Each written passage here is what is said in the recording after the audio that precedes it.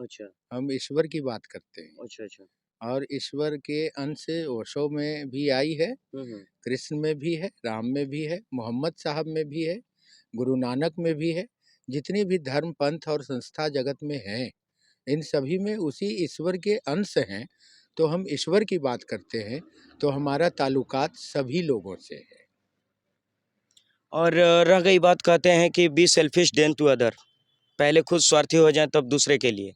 हुँ, ये कहाँ तक सही है? वे नहीं, तो नहीं। ओशो ही कहते हैं। हाँ, बिल्कुल, इसीलिए हम लोगों का पहला सूत्र कहता है कि हे शिव, आप मेरे गुरु हैं, मैं आपका शिष्य हूँ।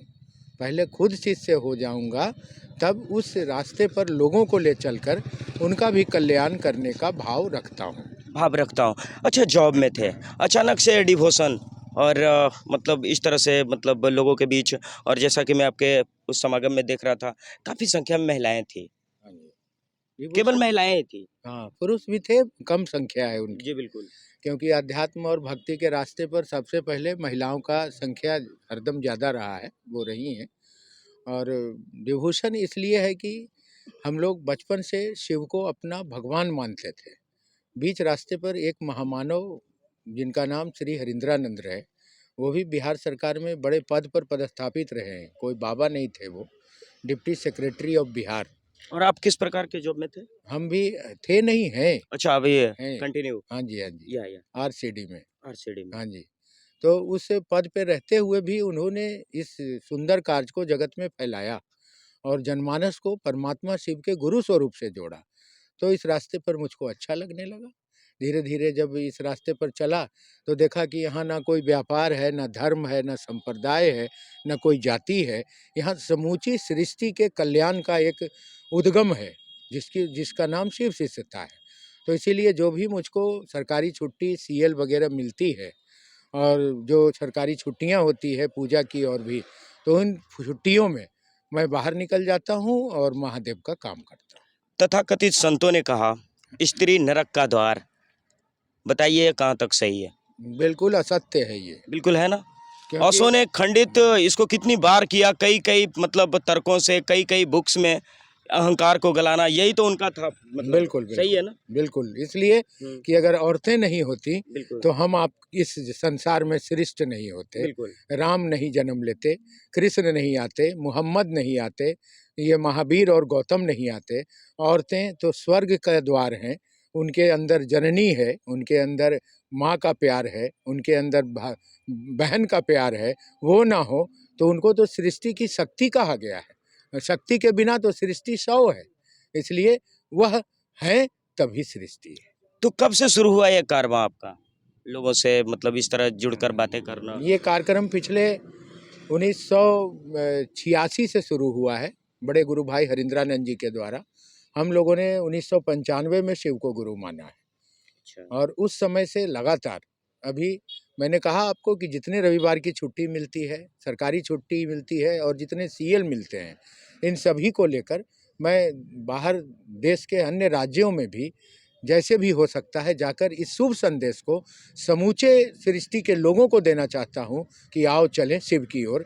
शिव के सिवा इस संसार में दूसरा कोई विकल्प नहीं है। आप बुद्धा की भी बातें करते हैं, महावीरा की भी बात करते हैं, क्राइस्ट की भी बातें करते हैं, लॉर्ड रामा और कृष्णा और शंकर सब बातें करते हैं। तो कहीं-कहीं ये भी देखा जाता है कि कुछ नए युग में देखा जा रहा है कि लॉर्ड बुद्धा के जो फॉलोअर्स हैं और वो कहते हैं कि I will not suppose Lord Rama, Shankar, Vishnu इनको नहीं मानूँगा। एक्चुअली वो राम, शंकर, कृष्ण, परमहंस, बुद्धा, महावीर, गौतम, सिख, गुरु नानक, ये डिफरेंस टाइप्स के लोग हैं, जिन लोगों के साथ मनुष्य के शरीर में लोग खंड-खंड में आकर कल्याण का रास्ता दिया।